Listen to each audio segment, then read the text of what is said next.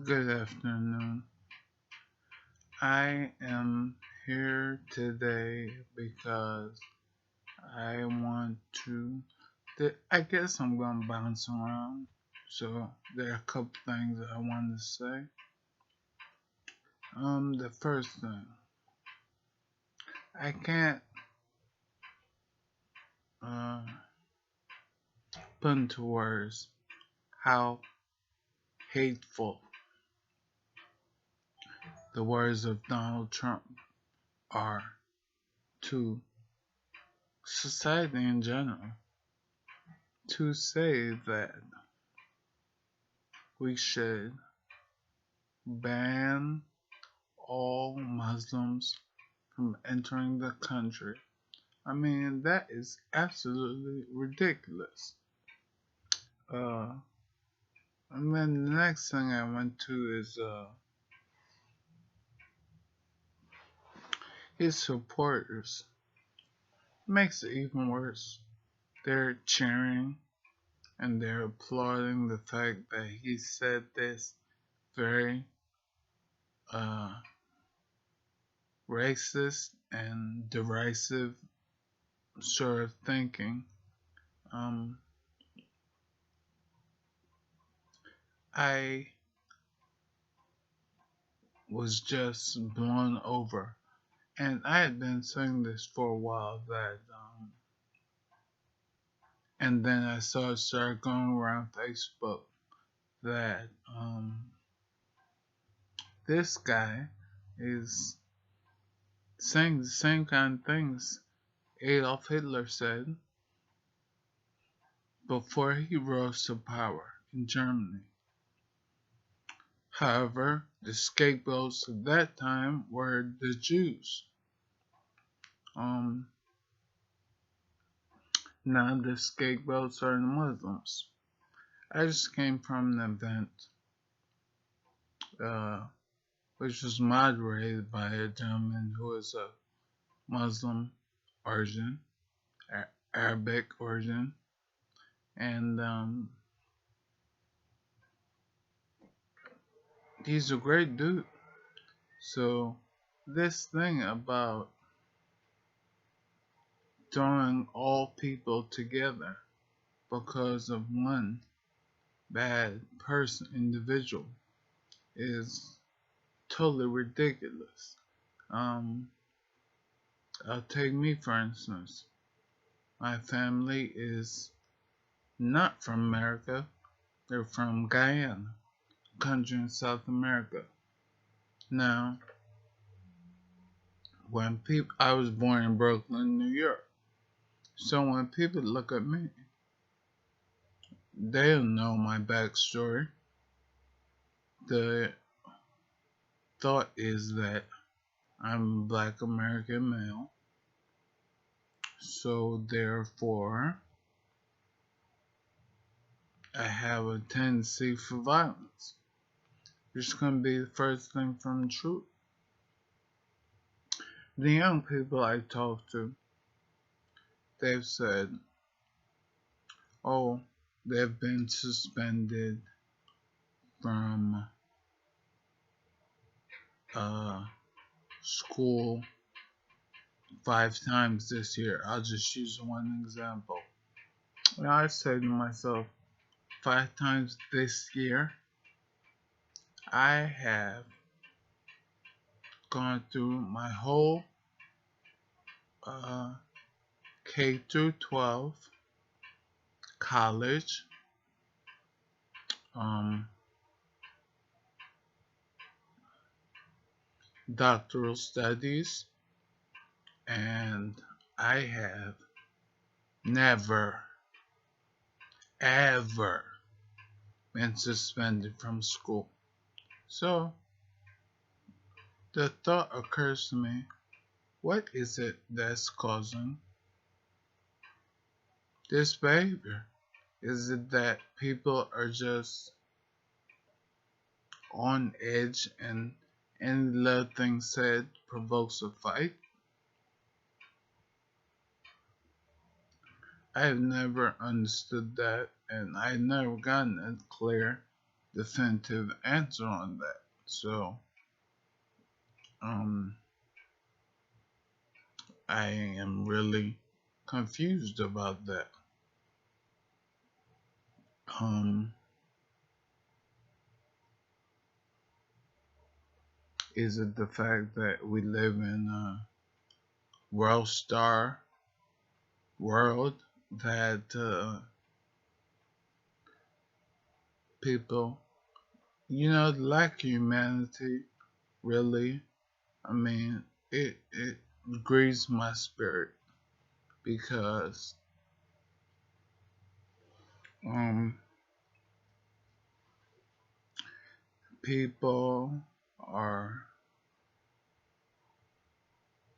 they see a fight break out and everybody has their video phones, their camera phones out, and I think to myself, why isn't anyone intervening?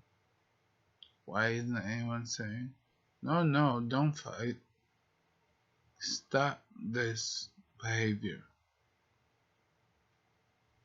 But they love to run to World Star and put the video on, but you have done nothing to help calm down this episode or incident that's occurring. I It troubles me. Um, these are just rantings, I guess, because I mean, I'm in prayer every day, and I see how the path that this country is going down is such a negative one. One of the things of my ministry that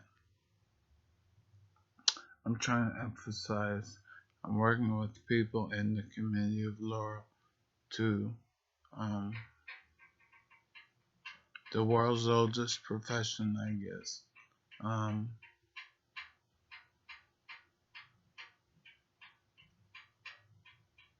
I think from everything I've read, you'll never end prostitution. So, but then the next thought is, do you just give up? The answer to that is kind of, um, it's kind of difficult because it's very dangerous. Um, the question has come to my mind, well, do you go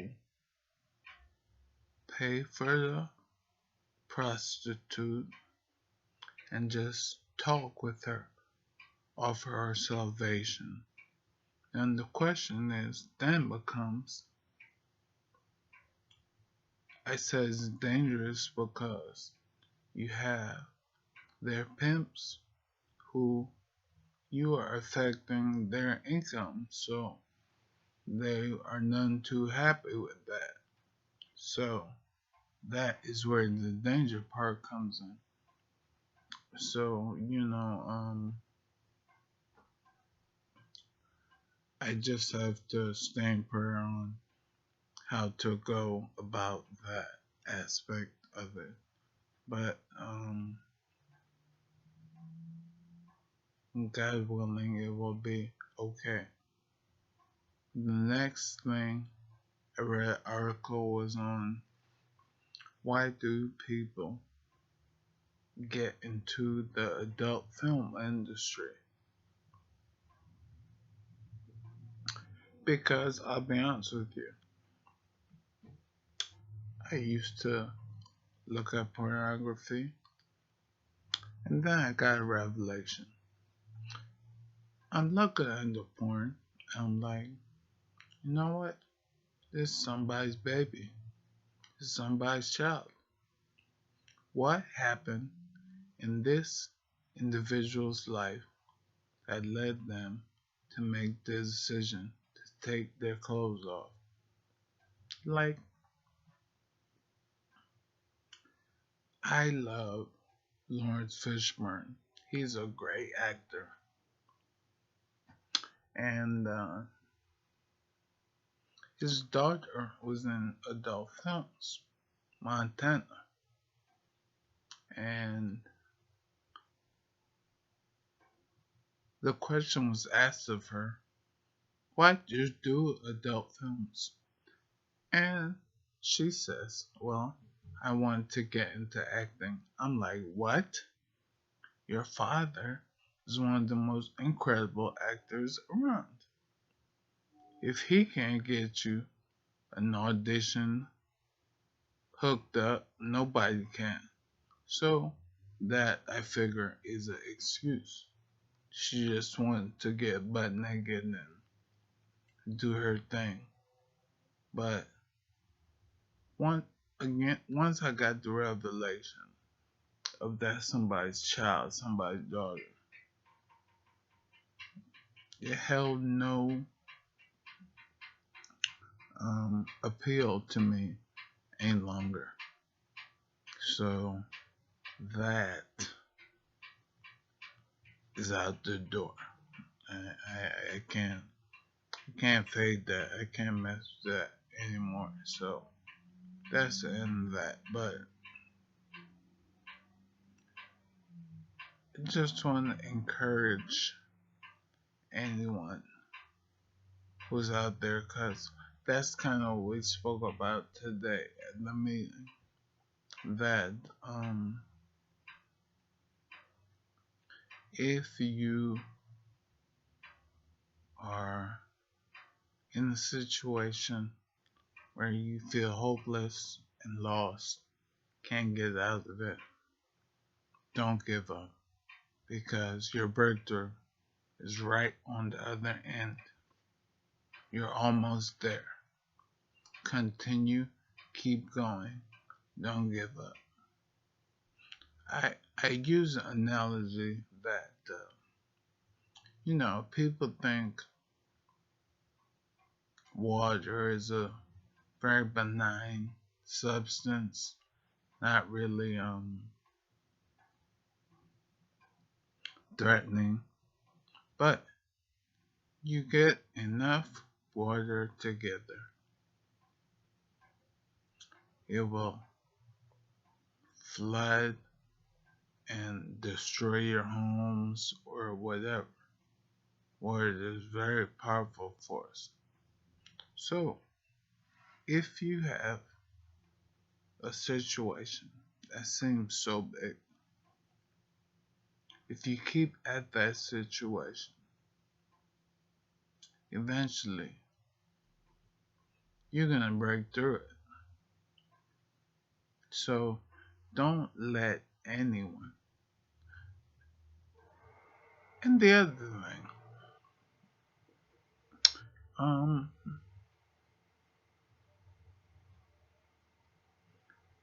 pay attention, be clear about who you surround yourself with. Like every 6 months, this is what I do. Are you adding or subtracting from my life? If you're adding, okay, you get to stay. If you're subtracting, so long, farewell. A relationship will change. I'm not saying cut you off altogether. I'm saying a relationship will change. So,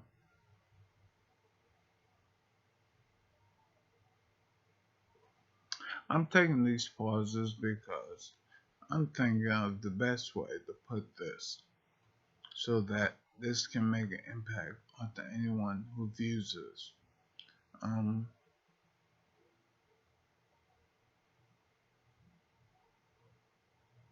The time is now okay. 5 p.m. The best example for me is, let's take the creators of the drink 7-Up. You know, there was a 1-Up, 2-Up, 3-Up, 4-Up, 5-Up, 6-Up. Never caught hold, never caught traction. But the 7th try, the 7th try, the inventors of 7-Up, they hit gold. So never think you're ever too old to do something, or it's too late to do something. Well, be realistic with your decisions, cause if you're 45, don't try to start a rap career. I mean, really, let's just be honest. That's probably not gonna go well for you. But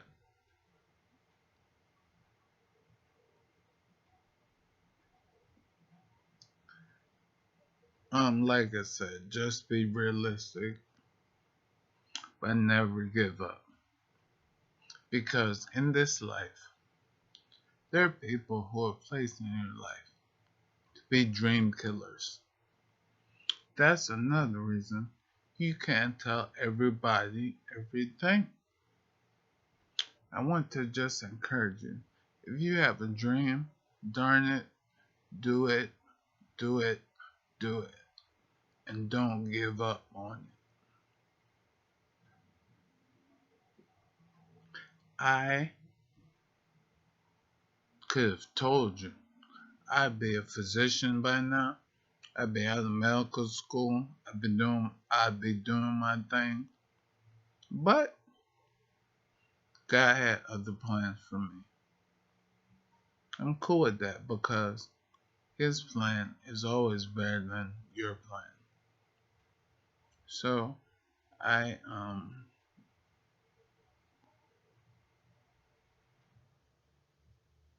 when I was diagnosed with multiple sclerosis, I had to take an alternate route. I still became a doctor, but I was just a doctor of divinity instead of a medical doctor. That's okay. I'm cool with that. I go around speaking. I preach and teach. It's a great life. And the final thing we'll talk about, because this was a subject that was covered and discussed, suicide. Now, I want to say this.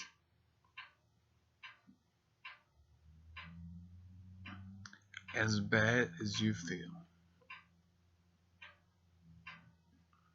suicide is not an answer to your problems. Okay? Drug abuse, not answer to your problems. Alcohol, not answer to your problems. That true is a form of escape, but after you come down from being high or sober up, the problem that caused you to get drunk and high in the first place still remains. People ask me about decision making. Now,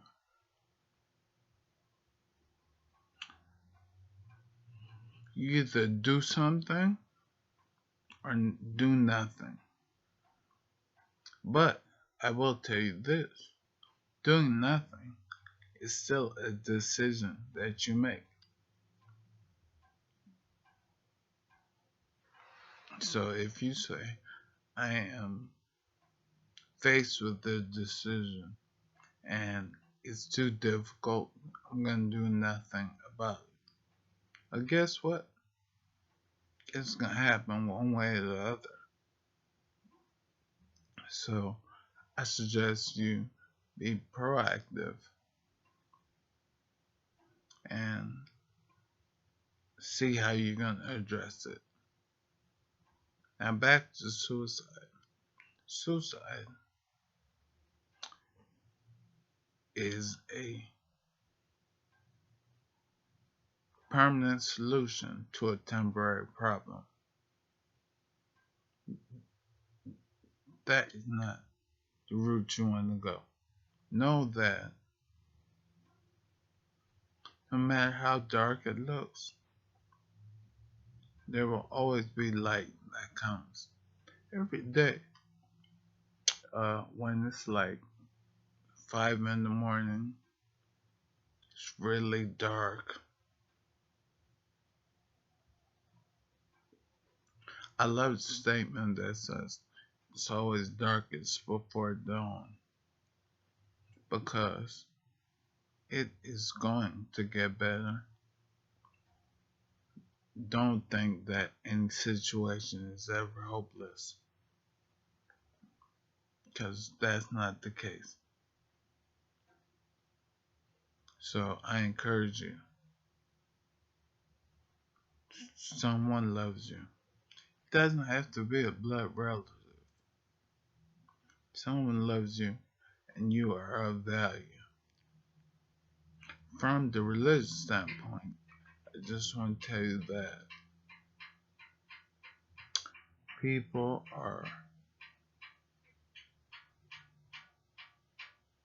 here to bounce ideas off of, and you're loved. God has sent you here for a purpose. Like I say when I'm speaking, that there are,